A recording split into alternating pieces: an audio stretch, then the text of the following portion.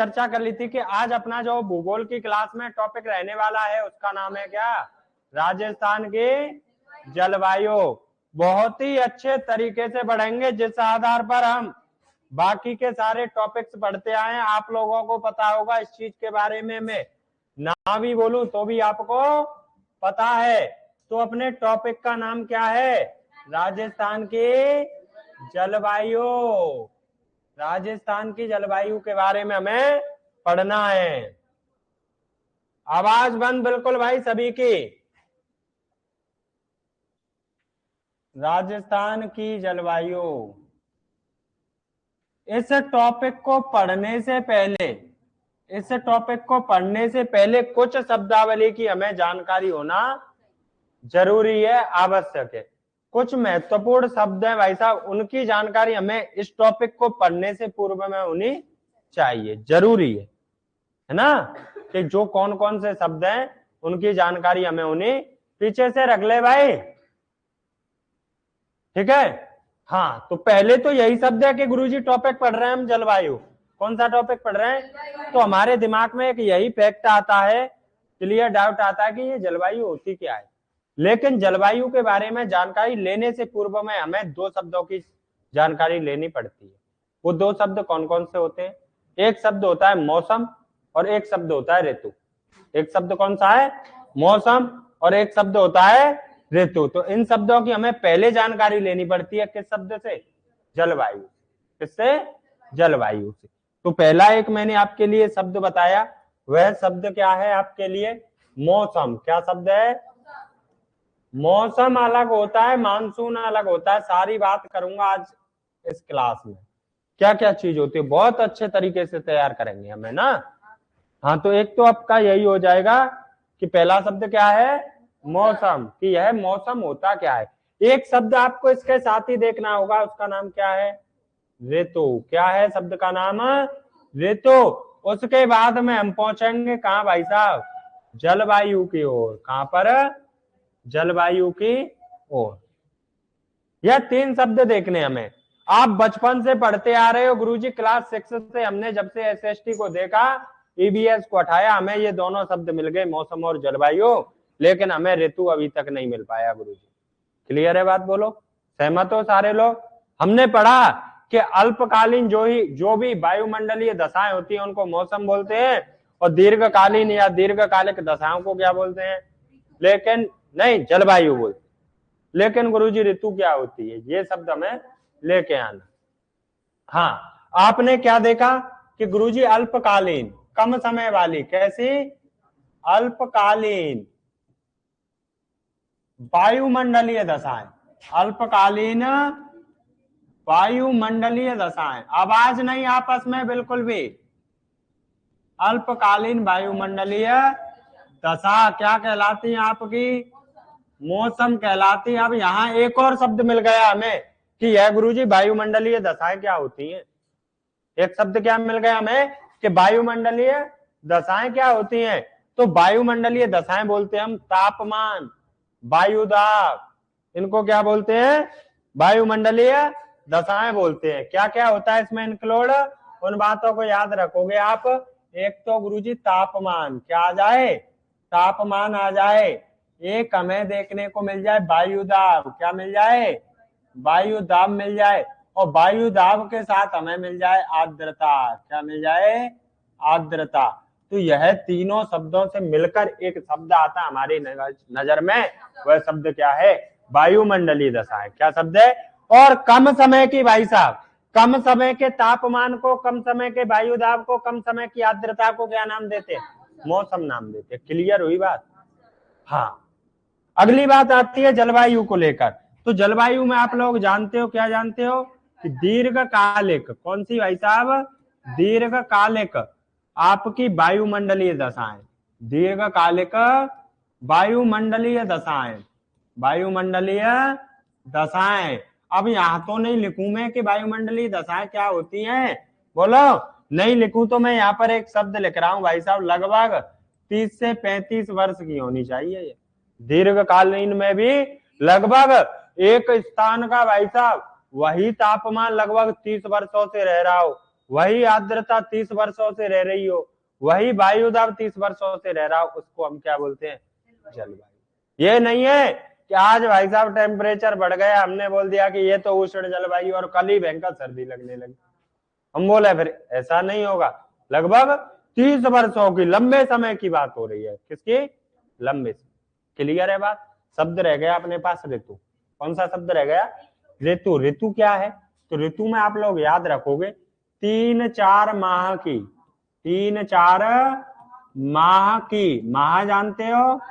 जानते हैं। महीने की वायुमंडलीय दशाएं, 3-4 माह की वायुमंडलीय दशाएं क्या कहलाती हैं आपकी? बोलो।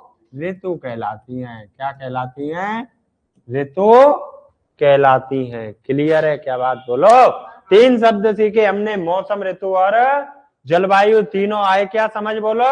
ऋतु अपने पास आ जाती है, ग्रीष्म ऋतु कितना टाइम रहता है उसका? 3-4 महीने रहता है कि नहीं? शीत ऋतु, वर्षा ऋतु, है ना? एक और आती है बसंत ऋतु, है ना? अब कौन सी चल रही है? बसंत चल रही है। हाँ, कल ही गुरुजी बसंत पंचमी, उससे याद है। बसंत का आप लोग याद रखना कि इस ऋतु में जो भी आपके वन होते हैं, पेड़ पौधे होते हैं, उनसे पतझड़ होता है। क्या होता है? पतझड़ होता है। ठीक है। और भाई साहब शादियां भी होती हैं बसंत ऋतु में, लेकिन बसंत ऋतु जाते ही, ग्रीष्म ऋतु लगते ही भाई साहब वो महीना आ जाता है फाल्गुन का। कौन सा? फाल्गुन का, है ना? एक दोहा चलता है राजस्थान में, चलो उस दोहे को किसी दिन बताऊंगा, है ना?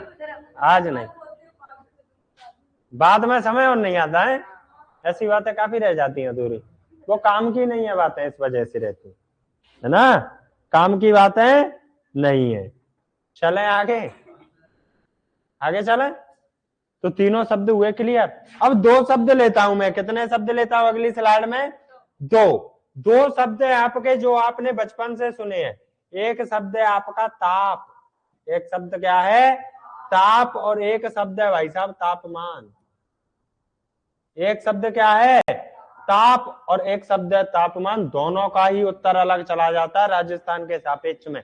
कैसे चला जाता है कि राजस्थान का सर्वाधिक सूर्य ताप वाला जिला, उसका आंसर अलग हो जाता है, और राजस्थान का सर्वाधिक तापमान वाला जिला या गर्म जिला, उसका उत्तर अलग हो जाता है। तो कुछ ना कुछ तो इनमें अंतर होगा भाई साहब, जब तो जिला अलग जा रहा है, नहीं तो एक ही होता अपना उत्तर। क्लियर है बात? तो बताओ मुझे, ताप किसे बोलते? बोलो, ताप किसे बोलोगे? तापमान किसे बोलोगे? हाँ, ताप किसे बोलोगे? बोलो। क्या हुआ? क्या नहीं पता? हाँ, वर्षा की।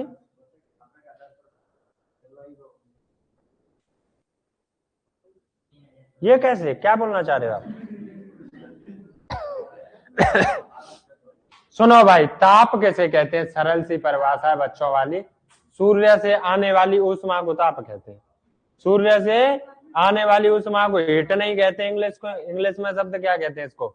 आज तो हीट बढ़ रही है, इसका मतलब धूप भयंकर है भाई साहब, जो ऊष्मा है वह ज्यादा आ रही है सूर्य से। कहां खो जाते हो ना जाने, समझ ही नहीं आता। तो सूर्य से, कहां से? सूर्य से आने वाली ऊष्मा, सूर्य से आने वाली ऊष्मा क्या कहलाती है? ताप कहलाती है। आने वाली ऊष्मा क्या कहलाती है? ताप कहलाती है। परीक्षा में ये कभी नहीं पूछने वाला है तुमसे। परीक्षा में तो ये बात पूछेगा आपसे कि सर्वाधिक ताप, क्या पूछेगा? सर्वाधिक सूर्य ताप वाला जिला कौन सा है? सर्वाधिक सूर्य ताप कहां पर मिलेगा राजस्थान में? और न्यूनतम सूर्य ताप कहां पर मिलेगा?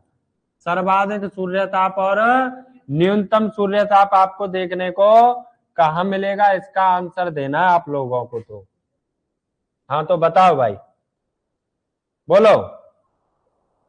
हाँ, तो सर्वाधिक का आप आंसर दोगे कि गुरुजी सर्वाधिक सीधी किरणें हमें मिलती है देखने को कहां पर? बांसवाड़ा में। कहां पर? बांसवाड़ा के अंदर। और न्यूनतम कहां पर भाई साहब? श्री गंगानगर में। कहां पर? यहां पर याद रखना, क्या याद रखना है? दिमाग में डाउट आता है कि न्यूनतम सूर्य ताप वाला जिला गुरुजी झालावाड़ को कर दें, क्योंकि वहां पर आर्द्रता ज्यादा रहती है, लेकिन उसको आप नहीं करोगे, तापमान में करोगे। कहां पर करोगे? तापमान। अब तापमान क्या होता है? अब बात किसकी आती है? तापमान की। तो ताप का अंकन करना, किसका? ताप का अंकन करना क्या कहलाता है? तापमान कहलाता है। ताप का अंकन क्या कहलाता है? तापमान कहलाता है। क्लियर है क्या बात? बोलो। ताप का हम अंकन कर ले कि इतनी डिग्री, वहां पर क्या है भाई साहब? तापमान है। ताप को अंकन ही तो कर रहे हैं, किसके द्वारा? थर्मामीटर के द्वारा।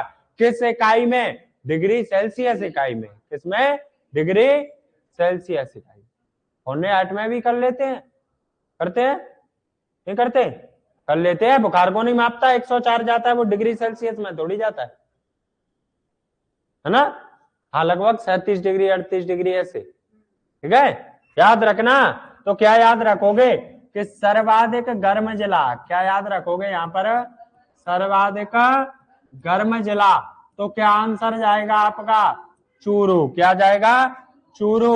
और आप लोगों को पता है कि सर्वाधिक गर्म स्थान अपना कौन सा है? कि सर्वाधिक गर्म स्थान है फलौदी, और जो वर्तमान में क्या बन गया है? तो इसलिए गर्म जिला क्या हो जाएगा आपका?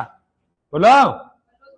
फलौदी। और अगली बात क्या आती है? न्यूनतम या न्यूनतम तापमान वाला जिला या न्यूनतम गर्म जिला।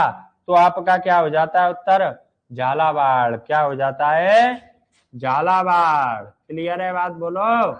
और स्थान की बात आती है तो माउंट आबू। कौन सा हो जाता है? जैसे राजस्थान का शिमला बोलते हैं। ठीक है, क्लियर हुई बात? बोलो। नहीं आई बात समझ में? अरे न्यूनतम तापमान रहता है, आर्द्र रहता है यह जिला, वर्षा ज्यादा होती है, लगभग 40-41 दिन होती है, 100 सेंटीमीटर से अधिक होती है। तो वहां पर तापमान कैसे बढ़ेगा? वनस्पति अच्छी मात्रा में। क्यों भाई? सही बात है। हाँ, तो ये 2 शब्द सीखे। इससे पहले आपने कितने शब्द सीखे? 3। टोटल शब्द हमने सीख लिए 5। अब 2 शब्द और लेके आ रहा हूं। कितने शब्द? 2। एक शब्द के बारे में तो आप बचपन से पढ़ते आ रहे हो। क्या शब्द है भाई साहब? वो आपका शब्द है वायुमंडल। क्या है? पढ़ते आ रहे हो। क्या पढ़ते आ रहे हो? कि पृथ्वी के चारों ओर गैसों का आवरण क्या कहलाता है? वायुमंडल। उसी से एक शब्द निकला है वायुदाब। क्या निकला है? वायुदाब। किसे बोलेंगे? बोलो। वायुदाब किसे बोलेंगे? एक शब्द आता है पवन। एक शब्द क्या है? मैं तुम्हें आज जानकारी के लिए बता दूं, दोनों शब्द हालांकि पर्यायवाची हैं, हवा और पवन, लेकिन दोनों की डेफिनेशन अलग है, दोनों का अर्थ अलग है, मीनिंग अलग है। पवन अलग चीज होती है, हवा अलग चीज होती है। ठीक है, इन बातों को याद रखना। फिलहाल क्या लिख रही है भाई? छूट गया पीछे का? तो हाँ, अगला शब्द क्या है? वायुमंडल। क्या है शब्द? वायुमंडल। किसे बोलेंगे? बोल दो एक बार, बोलो। किसे बोलेंगे? पृथ्वी के चारों ओर गैसों का आवरण क्या कहलाता है? वायुमंडल। क्या कहलाता है? वायुमंडल। पृथ्वी के चारों ओर। पृथ्वी जानते हो? जानते हैं? कौन है पृथ्वी? ग्रह। चारों। कैसा ग्रह? नीला ग्रह। कैसा ग्रह? नीला ग्रह। गैसों का आवरण। गैसों का आवरण क्या कहलाता है आपका? अब यहां से एक बात सोचिए, एक इंटरव्यू देख रहा था मैं, मॉक इंटरव्यू। उसमें एक क्वेश्चन था, है ना? मॉक इंटरव्यू तो जानते होंगे। क्वेश्चन ये था आपका कि जो पवन होती है और हवा होती है, इन दोनों को हम देख सकते हैं क्या? या पवन को देख सकते हैं क्या? हम हवा को नहीं देख सकते। महसूस तो कर सकते हैं, महसूस की बात ठीक है आपकी, कि पत्तियों का हिलना महसूस करा देगा हवा का, है ना? धूल के कणों से भाई साहब हम हो गए बीमार, तो हमें भी यही बात भी बता दी कि धूल के कण भी एक हवा आवरण है, आते हैं कि नहीं, है ना? तो यहाँ पर मैंने क्या कहा? गैसों का आवरण है, एक परत है। क्या है? गैसों का आवरण। अब सुनो भाई, वायुदाब इसी से शब्द निकला है और आप लोगों की परिभाषा ये रहती है कि वायुमंडलीय दबाव को या दाब को, वायुमंडलीय दाब को या दबाव को हम क्या बोलते हैं। और मेरे अनुसार ये बात लिखना आज कि किसी स्थान पर, क्या लिखोगे, क्योंकि हमें स्थान का पढ़ना है ना कि वायुमंडल का। अरे ये बात समझ में मैं क्या कहना चाह रहा हूं भाई, हम तो हर स्थान के वायुदाब को निकालेंगे कि नहीं। निम्न वायुदाब होगा तो हाई टेम्परेचर होगा, इस बात को आप लोग जानते होंगे, है ना। कहने का मतलब कि निम्न वायुदाब उच्च तापमान और आपका निम्न तापमान उच्च वायुदाब। क्लियर है बात, है कि नहीं। तो हम स्थान का ही तो देखेंगे, है ना। तो इसमें लिखो किसी स्थान पर वायुमंडलीय दाब क्या कहलाता है आपका, वायुदाब कहलाता है। किसी स्थान पर, किसी स्थान पर वायुमंडलीय, वायुमंडलीय का मतलब क्या हो गया यहाँ पर कि गैसों का दाब। गुरुजी किसका हो गया, गैसों का दाब। वायुमंडलीय दाब क्या कहलाता है, बोलो। चलो यह बात आ गई तो इसके साथ सीख लो कि वायुदाब को किसके द्वारा मापा जाता है।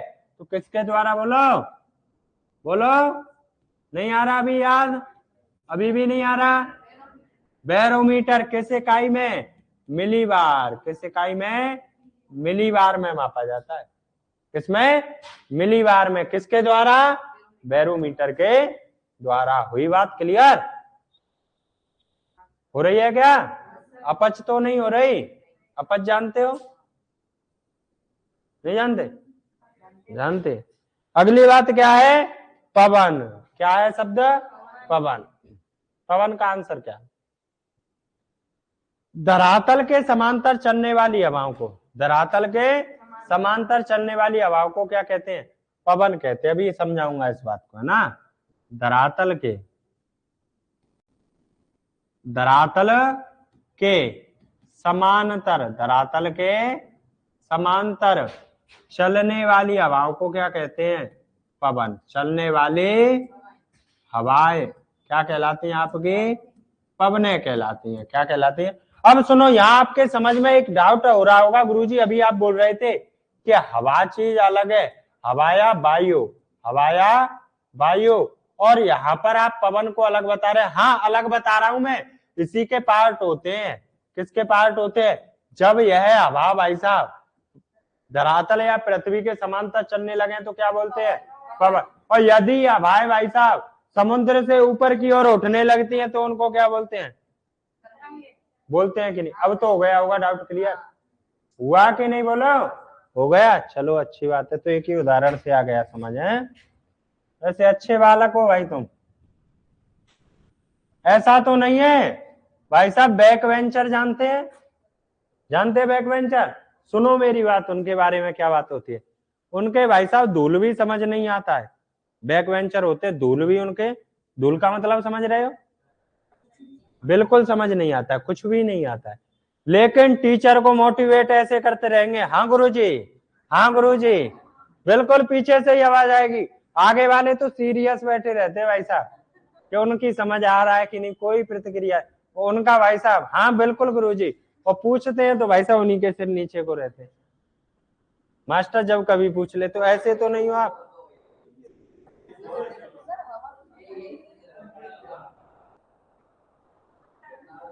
क्या,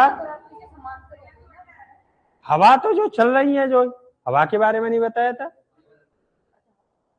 हवा तो नॉर्मल इसी के पार्ट है ना। तो ऐसी बात तो नहीं है आपके साथ कि मास्टर को मोटिवेट करना है ओनली कि वो पूरी दम लगा दे पढ़ाने में, भाई साहब हमारी समझ कुछ नहीं आएगा, ऐसा तो नहीं है, बोलो है क्या। तो ये बातें याद रखा करो, है ना। पवन हमेशा निम्न वायुदाब की ओर चलती है, ये बात याद रख ले। पवन हमेशा निम्न वायुदाब की ओर चलती है। किधर चलती हैं ये, निम्न वायुदाब की ओर। निम्न, जिधर भाई साहब वायुदाब कम होगा उधर ही चलेंगी ये, निम्न वायुदाब की ओर चलती कहने का था मतलब क्या हुआ यहाँ पर कि गुरुजी जहां पर तापमान अधिक होगा उसके अकॉर्डिंग ही ये चलती है, जभी तो भाई साहब वर्षा होती है, जभी तो जलवाष्प, जहाँ टेम्परेचर ज्यादा होता है, तापमान ज्यादा होता है, हवाएं आती है भाई साहब, जल को वाष्प के द्वारा, वाष्पीकरण क्रिया के द्वारा ऊपर उठा ले जाती है। आगे की प्रोसेस आपको पता है, पता है, नहीं पता है, पता होगा। तो यह शब्द आए समझ में, 3 शब्द देख लिए, वायुमंडल, वायु दाब और पवन। क्लियर है बात, आगे चले। हाँ, इसके बाद अगला शब्द आता है मानसून। क्या है शब्द? मानसून किसे कहते हैं? अगला शब्द क्या है? मानसून शब्द है अगला। मानसून के बाद आप साथ ही साथ निपटा लेना भाई साहब आर्द्रता। किसको?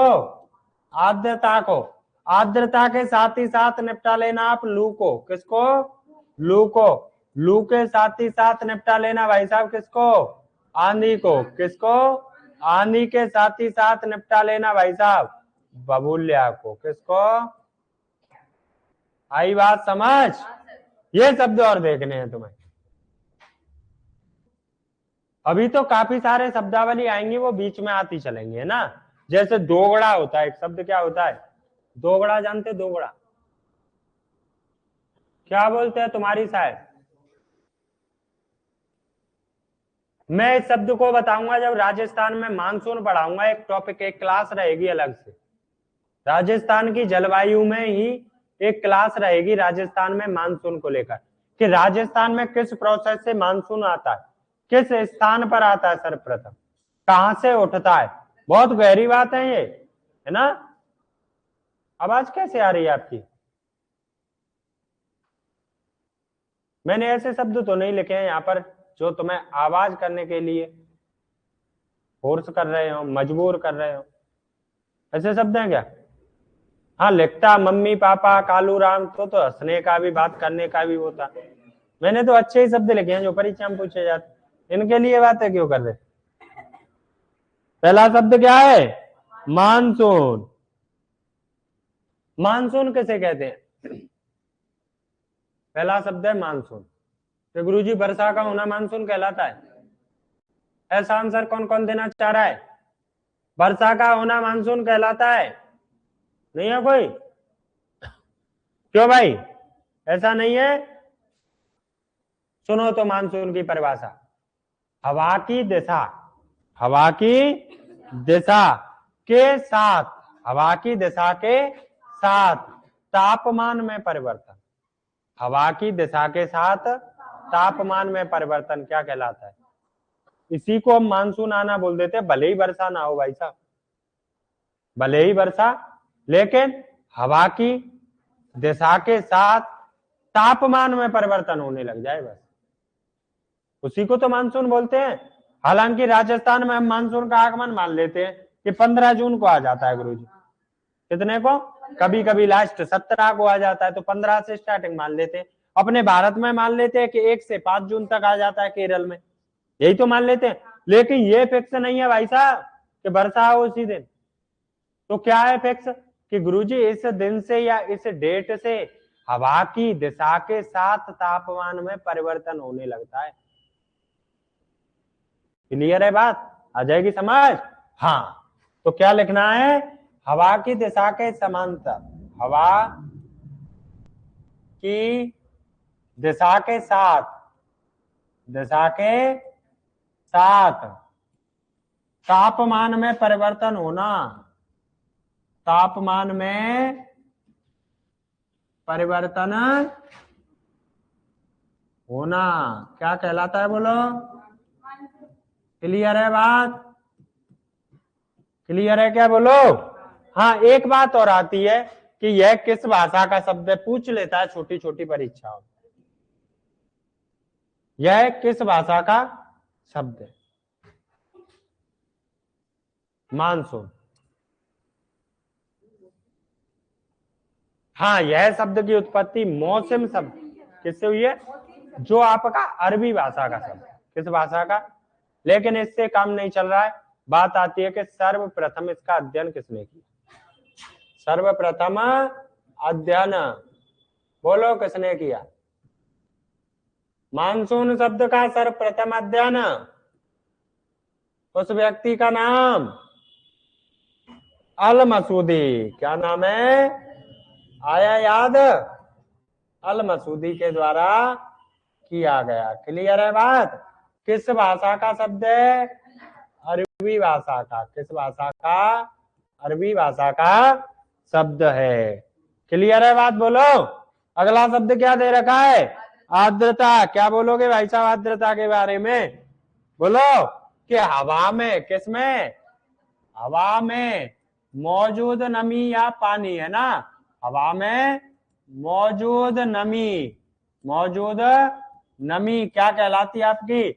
आर्द्रता कहलाती है। और लू किसे बोलते हैं? कि गुरुजी लू बोलते हैं हम गर्म हवा। कैसी हवा? गर्म हवा। शुष्क हवा को क्या बोल देते हैं? लू बोलते हैं। गर्म हवा, शुष्क हवा क्या कहलाती है? लू कहलाती है। सर्वाधिक लू वाला जिला हो जाता है बाड़मेर। कौन सा है? बाड़मेर। सर्वाधिक हमें लू कहां पर मिलेंगे? बाड़मेर में। क्लियर है बात? बोलो। आर्द्रता में तो आप जानते ही हो, सर्वाधिक आर्द्रता बोलो झालावाड़। कहां पर देखने को मिलती है? झालावाड़ में मिलती है कि नहीं? बोलो। क्लियर है बात? आंधी किसे कहते हैं भाई साहब? धूल भरी हवाओं को। किसको? धूल भरी, धूल भरी हवाओं को क्या कहते हैं? आंधी कहते हैं। और सर्वाधिक आंधी हमें कहां पर? कि गुरुजी श्री गंगानगर में। कहां पर? श्री गंगानगर में। लगभग कितने दिन? कि गुरुजी दिन वाला भी पूछा जाता है। हाँ पूछा जाता है। कितने दिन? 27 दिन। और न्यूनतम आंधी कहां पर भाई साहब? झालावाड़ में। कहां पर? झालावाड़ में। कितने दिन? लगभग 3 दिन। क्लियर है क्या बात? बोलो। कोई दिक्कत? बबूलिया किसे कहते हैं? गोला। गोला लिखो इस पे तो। हाँ, संवहनीय हवाओं में बवंडर को बबूलिया कहते हैं। क्या बोलते हैं? संवहनीय हवाओं में। किसमें भाई साहब? संवहनीय जो बह रही है वैसे अपनी धारा में। संवहनीय हवाओं में क्या देखने को मिल जाए? बवंडर मिल जाए गुरुजी। हवाओं में बवंडर मिल जाए देखने को, उसको क्या बोलते हैं? बोलो। बबूलिया बोलते हैं। क्या बोलते हैं? और सर्वाधिक बबूलिया कहां पर आते हैं? बोलो। सर्वाधिक बबूलिया क्या? जयपुर में? उदयपुर में? क्या हुआ? खेतों में? तो याद रख लेना इन बातों को, है ना?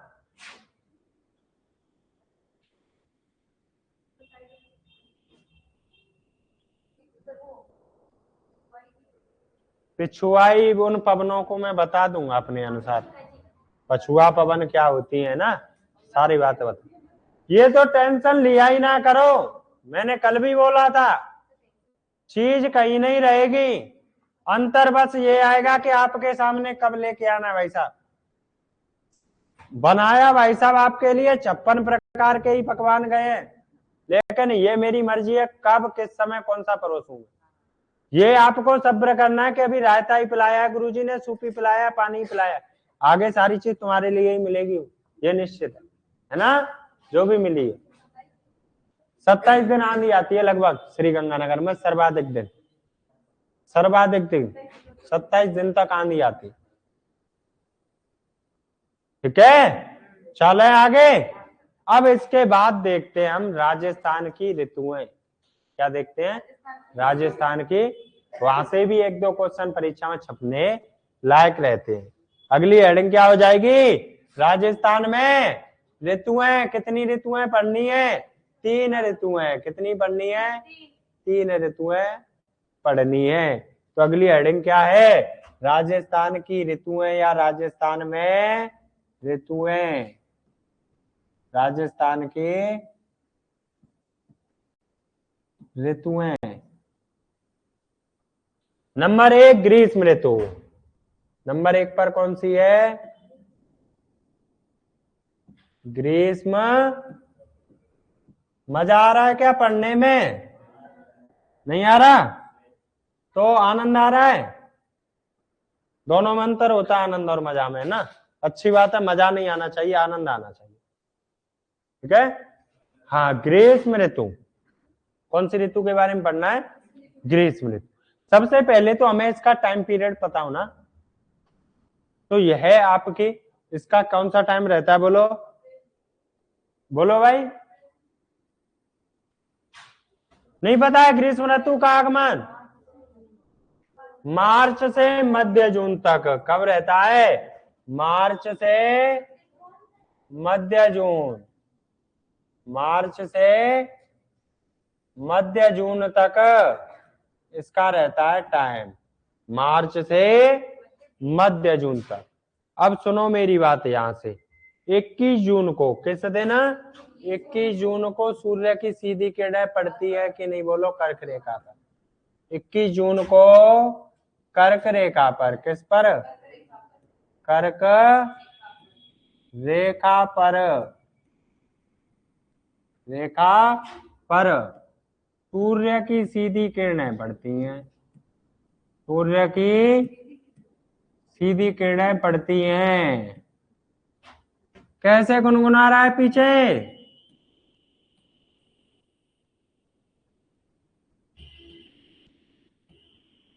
पढ़ ले बेटा, अच्छा रहेगा।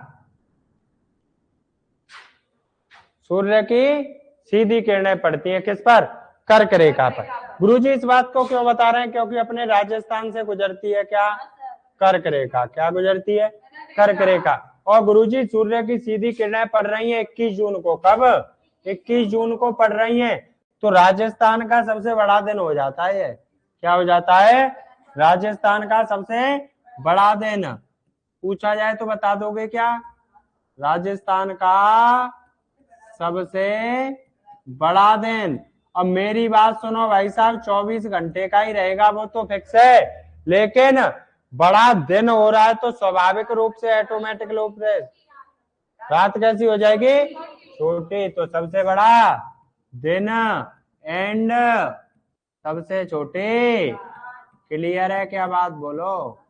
सबसे छोटी रात हो गई, कोई दिक्कत नहीं है, कोई दिक्कत नहीं है। लेकिन दिक्कत तो यह आती है कि गुरुजी इस दिन सूर्य कर्क रेखा पर चमक रहा है 21 जून को। तो आपने बता दिया कि राजस्थान का सबसे बड़ा दिन है, तो हमें ये भी बताओ कि मकर रेखा पर सूर्य कब चमकेगा? तो मकर रेखा पर चमकेगा कब भाई साहब? 22 दिसंबर को। कब?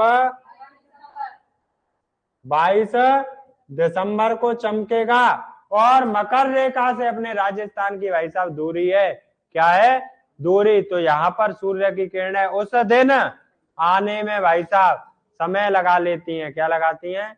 समय। तो इसीलिए रात बड़ी हो जाती है गुरुजी और दिन छोटा। तो इसका अपोजिट किस लाइन का? इस लाइन का अपोजिट किस दिन हो जाता है?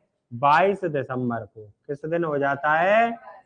22 दिसंबर को। क्या होता है कि सबसे बड़ी रात हो जाती है गुरुजी, सबसे बड़ी रात हो जाती है और सबसे छोटा। क्लियर है क्या बात? बोलो। सबसे छोटा दिन।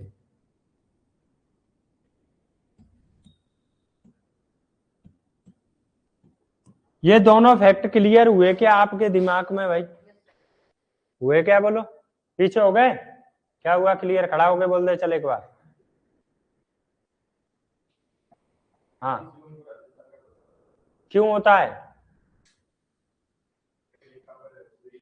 अच्छा बताया है। तो सबसे छोटी रात किस दिन होगी? कैसे गायब हो गया? 21 जून को ही। कब होगी? 21 जून को। और आपके 22 दिसंबर को ऐसा क्या विशेष है कि राजस्थान का सबसे बड़ी रात हो रही है और सबसे छोटा दिन हो रहा है? क्यों होता है ऐसा? क्या रीजन है? इस दिन का रीजन है कि यह सूर्य है आपका मकर रेखा पर चमकता है।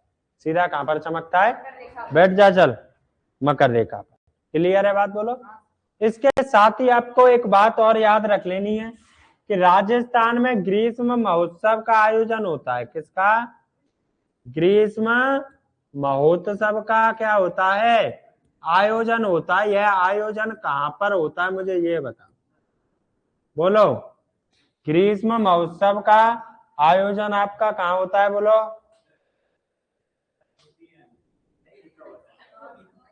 अच्छा, नहीं लिख दिया है तो नहीं कैसे आ गया? हाँ, ग्रीष्म महोत्सव क्या याद रखना है? ग्रीष्म महोत्सव कहाँ मनाया जाता है राजस्थान में? एक तो स्थान है आपका माउंट आबू। कौन सा है? माउंट आबू। और माउंट आबू के अलावा जयपुर में कहां पर ग्रीष्म महोत्सव का आयोजन किया जाता है? याद रख लोगे क्या? ग्रीष्म महोत्सव राजस्थान में एक तो माउंट आबू में और माउंट आबू के अलावा एक जयपुर में मनाया जाता है।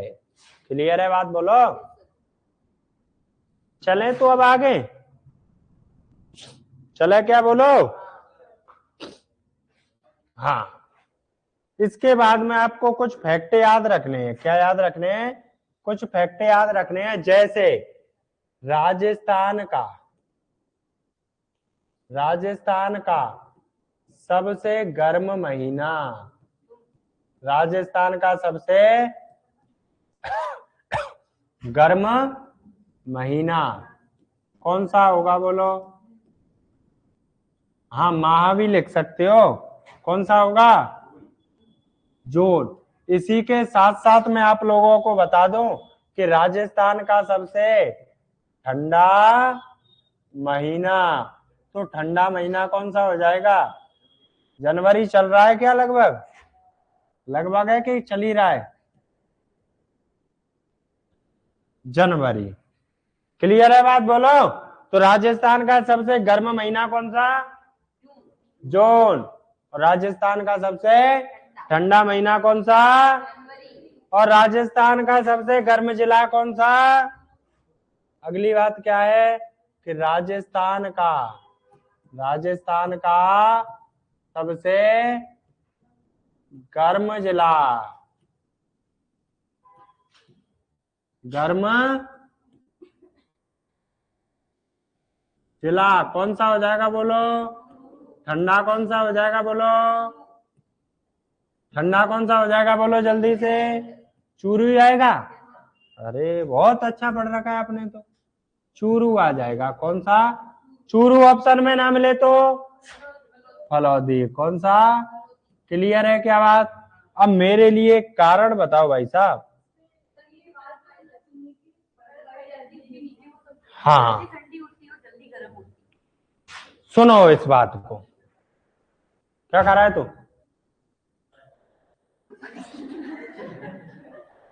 पूरा आनंद ले रहे हैं। जल्दी खड़ा हो, इसको जल्दी मुंह प्रेस करके।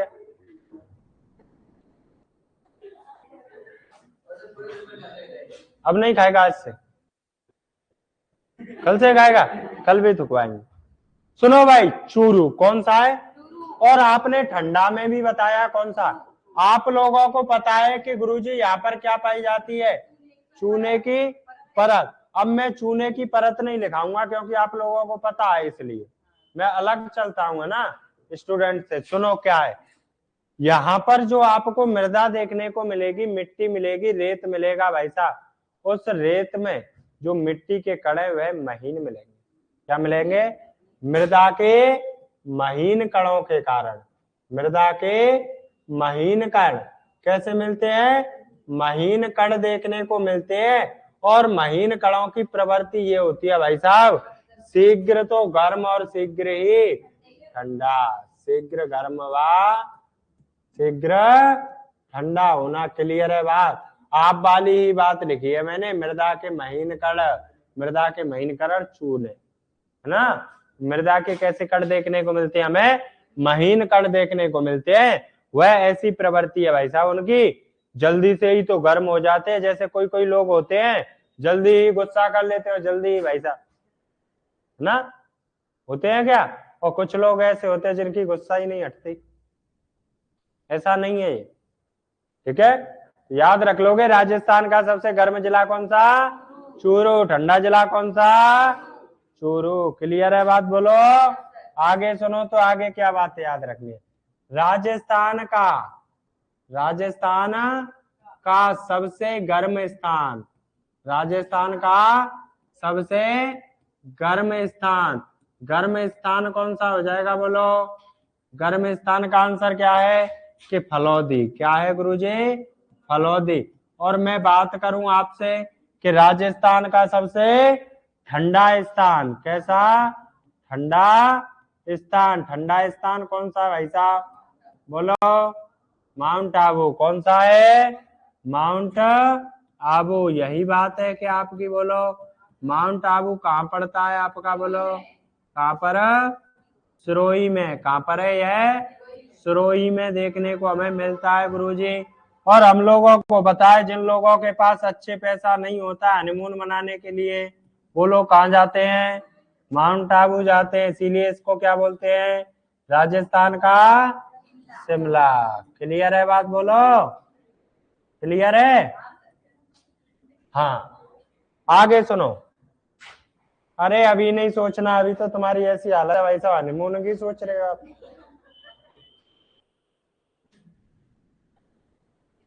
क्यों भाई, हनीमून की सोच रहे हो क्या? जाना है? यह तो हमने ताप को लेकर बात की है। किसको लेकर? अब यहाँ पर दो फैक्टर है जो आपसे परीक्षा में पूछे जाते हैं। एक पूछ लिया जाता है वार्षिक तापांतर को लेकर, एक पूछ लिया जाता है दैनिक तापांतर को लेकर। इन दोनों फैक्ट से 4 क्वेश्चन बनाता है वो। सर्वाधिक वार्षिक तापांतर वाला जिला, न्यूनतम वार्षिक तापांतर वाला जिला, सर्वाधिक दैनिक तापांतर वाला जिला, न्यूनतम दैनिक ताप। क्लियर है बात? बोलो। दिखा दूं इन बातों को? चले?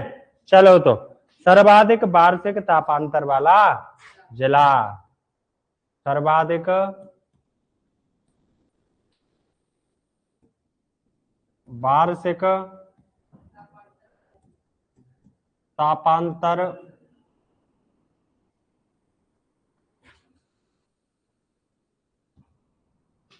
वाला कौन सा होगा? बोलो। बोलो। कहां पर मिलता है सर्वाधिक? हाँ, वार्षिक तापांतर। और अगला फैक्ट बताना है आपको न्यूनतम को लेकर। तो सर्वाधिक आपको वार्षिक तापांतर है वह कहां पर मिलेगा? चूरू के अंदर। कहां पर मिलेगा? वही रीजन है भाई, वार्षिक तापांतर है ना। और न्यूनतम वार्षिक तापांतर आपको कहां पर देखने को मिलेगा? तो आपको आंसर याद रखना है डूंगरपुर। कौन सा याद रखना है? यहाँ पर एक समान सा रहता है। कैसा रहता है? एक समान सा रहता है।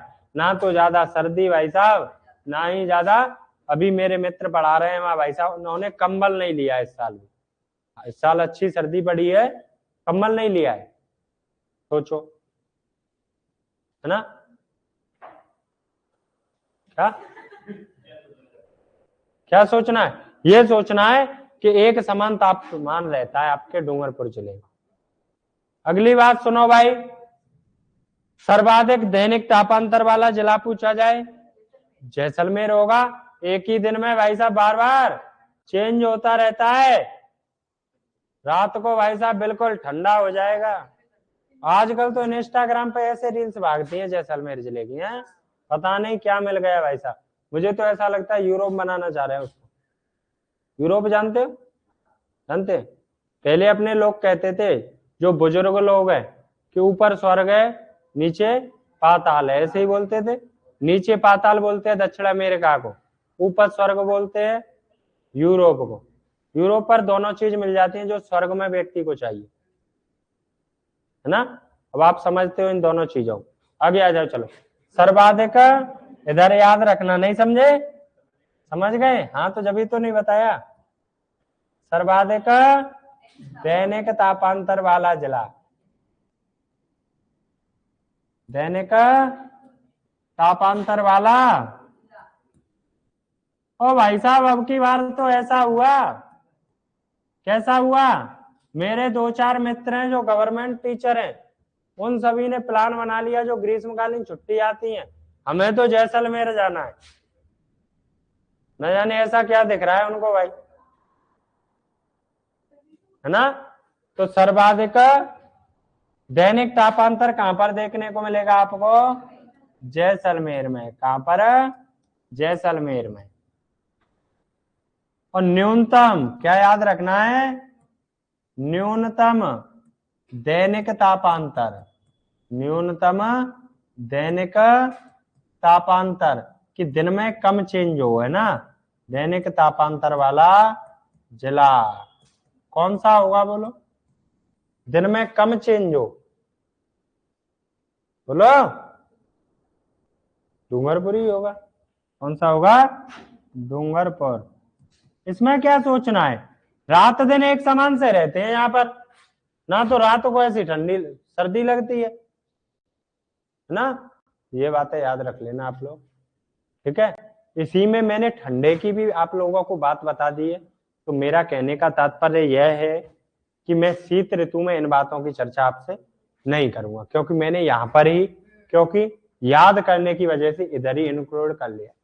नहीं, इधर तो हमें गर्म गर्म वाली चीजें पढ़नी थी, लेकिन हमने ठंडी वाली भी पढ़ ली। उधर हमें शीत ऋतु में एक तो अपना टाइम पीरियड याद रखना है, और भाई साहब एक महत्वपूर्ण वर्षा है। क्या है? महत्वपूर्ण वर्षा। उस वर्षा को भी याद रखना है। और कई बार परीक्षा का भाई साहब वो फेवरेट क्वेश्चन है। कैसा है? फेवरेट क्वेश्चन है वो। उस वर्षा का नाम क्या है? ठीक है, चले तो आगे, चले, तैयार हो? चलो तो आगे हेडिंग डाल दो, शीत ऋतु। नंबर 2 पर कौन सी? शीत ऋतु। इसको शरद ऋतु भी कह सकते हैं।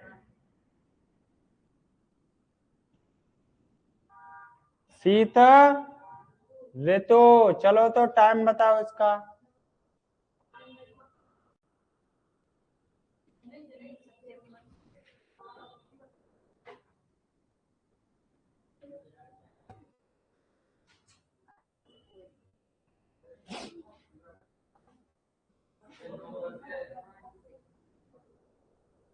पंद्रह फरवरी नवंबर से। और क्या बोल रहे हो भाई? सर्दी तुम्हें कब से लगने लगती है? नवंबर से लगती है। तो फिर अक्टूबर बोलो, फिर नवंबर पे क्यों जा रहे हो?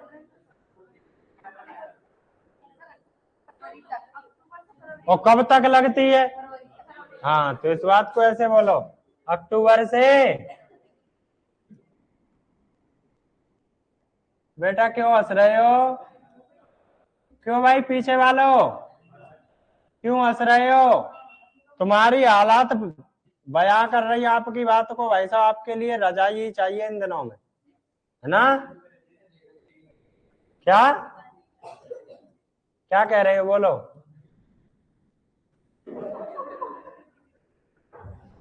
कैसे हंस रहे हो?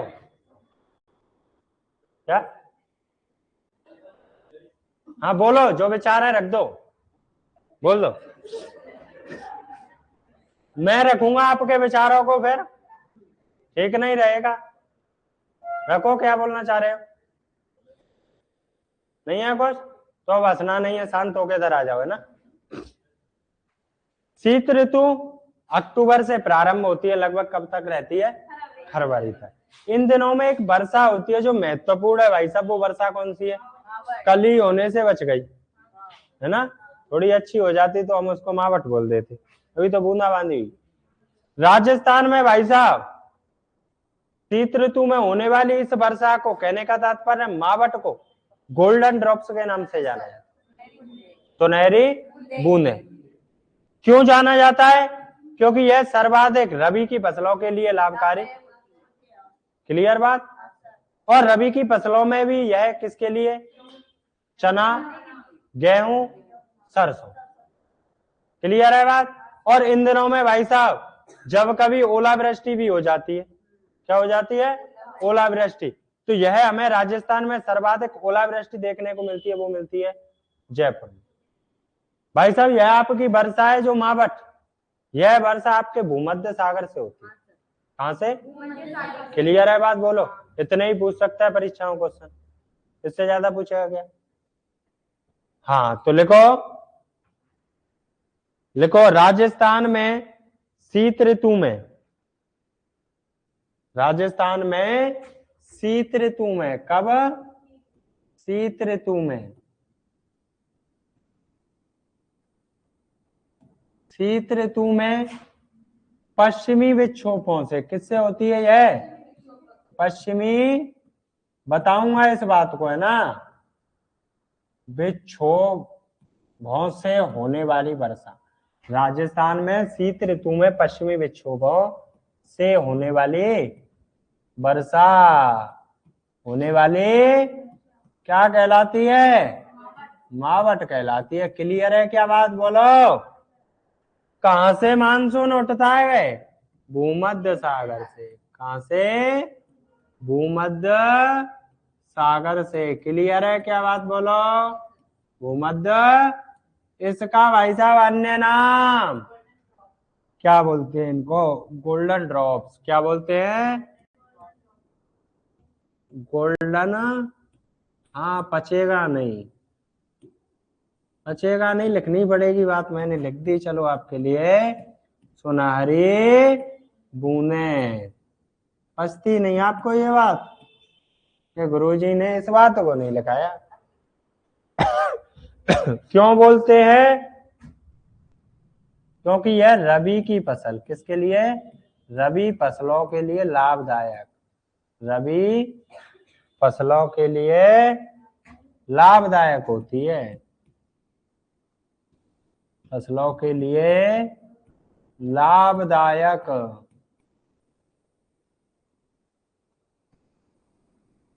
कैसी होती है? लाभदायक होती है। और रबी की फसलों में भी किसके लिए? गेहूं हो गया गुरुजी, आपकी साइड तो चना ज्यादा होता है, और अपनी साइड की लिख दूं मैं क्या? सरसों। क्लियर है बात? बोलो। इनके लिए यह लाभदायक होता है। इसी में भाई साहब जब कभी क्या हो जाता है, ओलावृष्टि देखने को मिलती है, सर्वाधिक ओलावृष्टि। ओले जानते हो? नहीं जानते?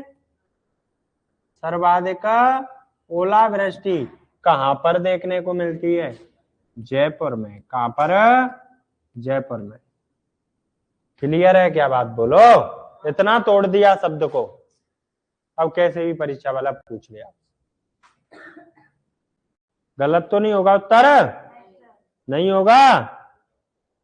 क्या होगा?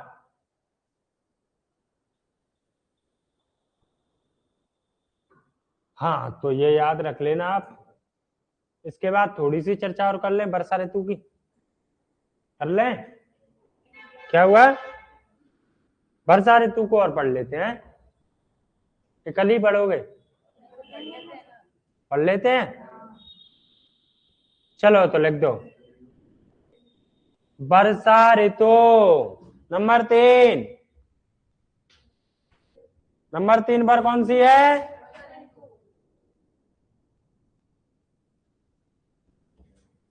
वर्षा, वर्षा ऋतु। हाँ भाई, ऐसा कोई है जो वर्षा नहीं जानता हो? है क्या? नहीं है? चलो तो अच्छी बात है। कब से कब तक? हाँ, मध्य जून से सितंबर तक।